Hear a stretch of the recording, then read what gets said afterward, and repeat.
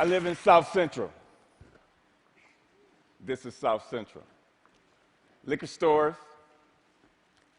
fast food, vacant lots.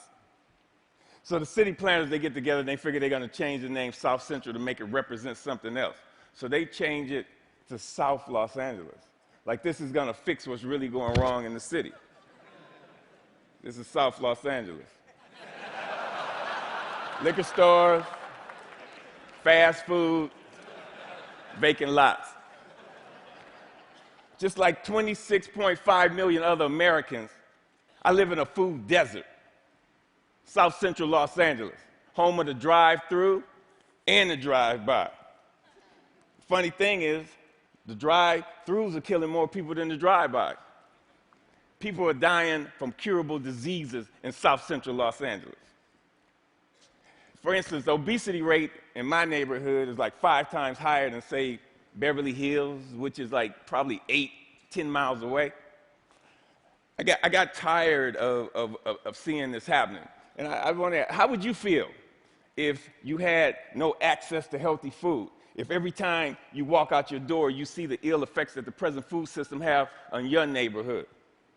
I see wheelchairs bought and sold like used cars. I see dialysis centers popping up like Starbucks. And I figured this has to stop. So I figured that the problem is the solution. Food is the problem, and food is the solution.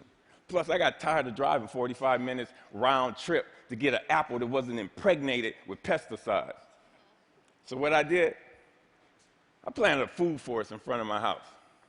It's on a strip of land that we call a parkway. It's like 150 feet by like 10 feet. The thing is, it's owned by the city, but you have to maintain it. So I'm like, cool. I can do whatever the hell I want. Since it's my responsibility and I got to maintain it, and this is how I decided to maintain it. So me and my group, LA Green Grounds, we got together and we started planting my food forest, fruit trees, you know, the whole nine, for vegetables. What we do, we're a pay-it-forward kind of group, where it's composed of like gardeners from all walks of life from all over the city, and it's completely volunteer, and everything we do is free. And in the garden, it was beautiful. And then somebody complained. The city came down on me and basically gave me a citation saying that I had to remove my garden, which this citation would turn into a warrant. And I'm like, come on, really? A warrant for planting food on a piece of land that you could care less about? And I was like, cool, bring it. Because this time it wasn't coming up. So LA Times got hold of it. Steve Lopez did a story on it and talked to the councilman. And one of the Green Grounds members, they put up a petition on change.org. And with 900 signatures, we were a success. We had a victory on our hands. My councilman even called and said how they endorse and love what we're doing. I mean, come on, why wouldn't they? LA leads the United States in vacant lots that the city actually owns. They own 26 square miles of vacant lots. That's 20 Central Parks. That's enough space to plant 725 million tomato plants. Why in the hell would they not okay this? Growing one plant will give you 1,000, 10,000 seeds. Okay. When $1 worth of green beans will give you like $75 worth of produce. It's my gospel. I'm telling people, grow your own food. Growing your own food is like printing your own money. Thank you. See, I have a legacy in South Central. I grew up there. I raised my sons there. And I refuse to be a part of this manufactured reality that was manufactured for me by some other people, and I manufactured my own reality.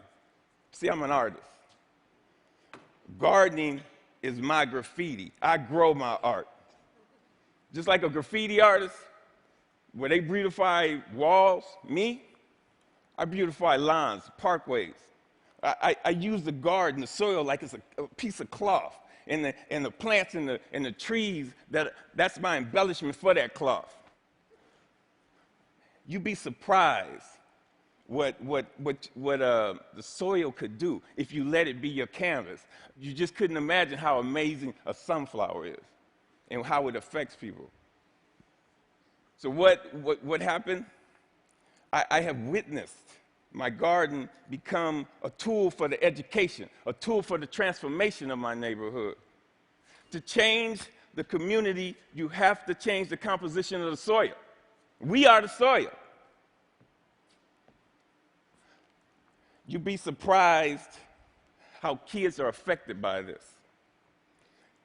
Gardening is the most therapeutic and defiant act you can do, especially in the inner city.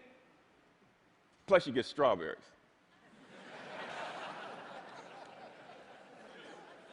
I remember this time, there was this mother and a daughter came. They were. It was like 10:30 at night, and they were in my yard. And I came out, and they looked so ashamed. I'm like, man, it made me feel bad that they were there. And I told them, you don't have to do this like this.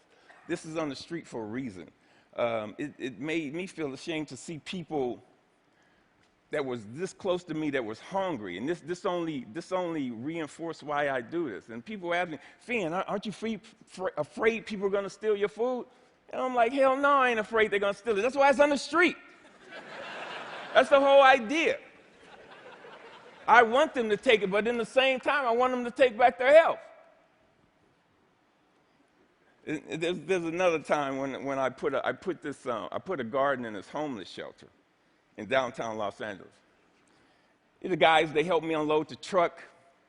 It was cool. They just shared the stories about how this affected them and how they used to plant with their mother and their grandmother. And it was just cool to see how this changed them if it was only for that one moment. So Green Grounds has gone on to plant maybe like 20 gardens. We've had like 50 people come to our dig-ins and participate in this, all volunteers. If kids grow kale, kids eat kale. If they grow tomatoes, they eat tomatoes.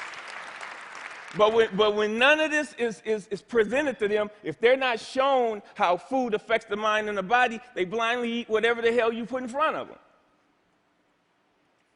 I see young people, and they want to work, but they're in this thing where they're caught up. I see kids of color, and they just on this track that's designed for them that leads them to nowhere. So with gardening, I see an opportunity where we can train these kids to take over their communities, to have a sustainable life. And when we do this, who knows? We might produce the next George Washington Carver. But if we don't change the composition of the soil, we will never do this. Now, this is one of my plans. This is what I want to do. I want to plant a whole block of gardens where people can share in the food in the same block. I want to take shipping containers and turn them into healthy cafes. And now, don't get me wrong. I'm not talking about no free shit, because free is not sustainable. The funny thing about sustainability, you have to sustain it.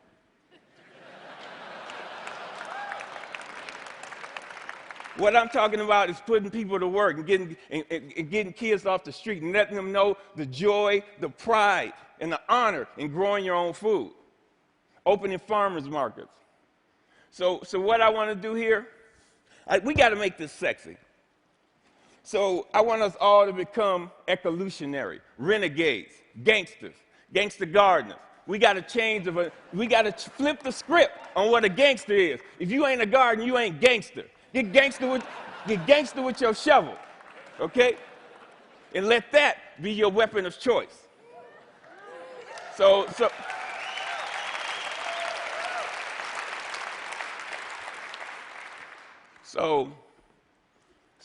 basically, if you want to meet with me, if you want to meet, don't call me. If you want to sit around in cushy chairs and have meetings where you talk about doing some shit, where you talk about doing some shit. If you want to meet with me, come to the garden with your shovel so we can plant some shit. Peace. Thank you. Thank you. Thank you. Thank you.